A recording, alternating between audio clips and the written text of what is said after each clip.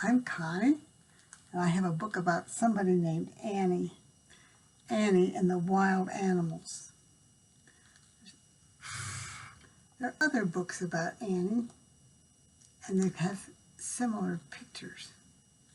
Jan Brett is the author, the person who wrote this book. It's a little bit long. Look how pretty the end papers are. There's a lot about books that's more than the story, and a lot of times the art helps tell the story. Okay, I found the first page. This book and Jan Brett's book have a lot of pictures around the margins, the edges of the page, that help tell something about the story. I hope you can see it well enough. It had been snowing for days. Winter was lasting too long. I don't know if you live where you have lots of snow, but Annie did. Something was wrong with Annie's cat. Taffy had stopped playing. She ate more than usual. She slept all day long, and she curled up in strange places. There she's in a potato bin. Hold it just a minute so you can look at all the different pictures. I think they're so wonderful. One morning, Annie could not find Taffy anywhere. She looked and looked, but Taffy was gone. Annie was lonely. I need a new friend, she thought.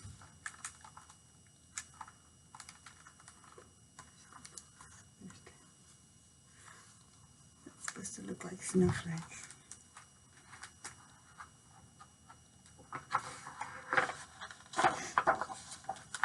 Annie placed a corn cake at the edge of the woods. She imagined small furry animals coming out of the woods to be her pet. Footprints in the snow. There's her house. All these different animals in the margins.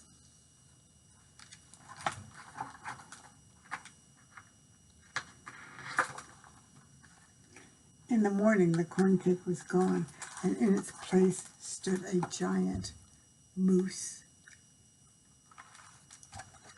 He's too big for a pet, Annie thought. I'll have to try again. That night, Annie left another corn cake at the edge of the wood. There she's looking out the window. She's looking. He is pretty big for a pet, isn't he? Next morning, the moose was back, and a snarling wildcat was there too. He's too wild to tame, Annie thought, and he put more corn cakes at the edge of the woods. The cat? I think so. You think that's the cat peeking out?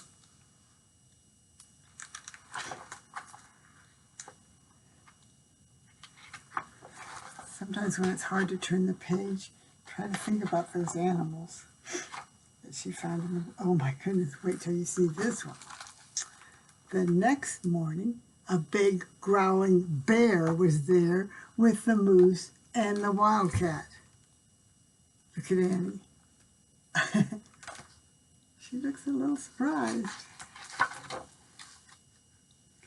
He's just too grumpy, Annie thought. Annie made as many corn cakes as she could and left them at the edge of the woods. She was busy making corn cakes, wasn't she? At dawn, Annie heard the snarls and growls of wild animals.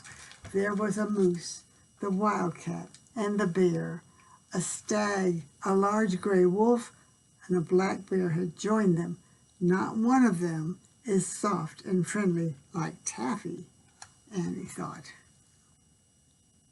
I guess not.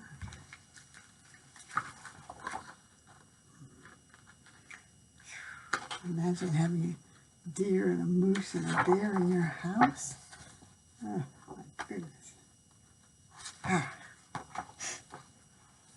The next day, Annie made corn cakes. Oh, this something's a lot different about that picture. She made corn cakes and left them at the edge of the woods. And all night long she heard the sounds of wild animals eating the corn cakes. And Annie awoke to find a large nose sticking through her window. It belonged to the moose. He was still hungry. What's up here?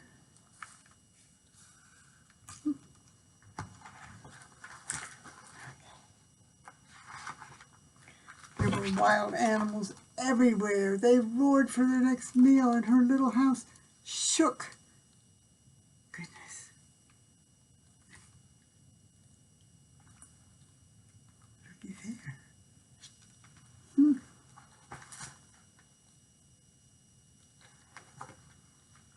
The animals wanted more corn cakes, but when Annie looked into the barrel of cornmeal, it was empty, and she couldn't make any more corn cakes. Annie was sad. She would never find a pet now. She missed Taffy so much. See up there, how sad. What a pretty bed. Pretty pictures. All night a warm breeze blew from the south and the snow melted. Plants pushed their way through the soil and trees sprouted buds. The woods was coming alive again. The wild animals bent back to the woods. They would find food there, now that spring had come.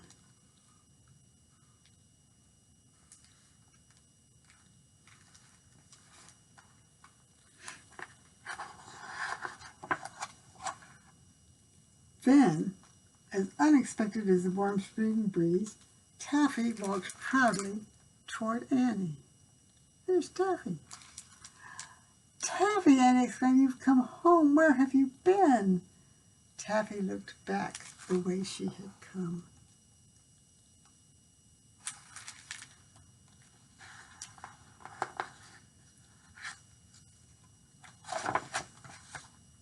And out of the woods came 3 soft, friendly kittens. Annie would not be lonely anymore.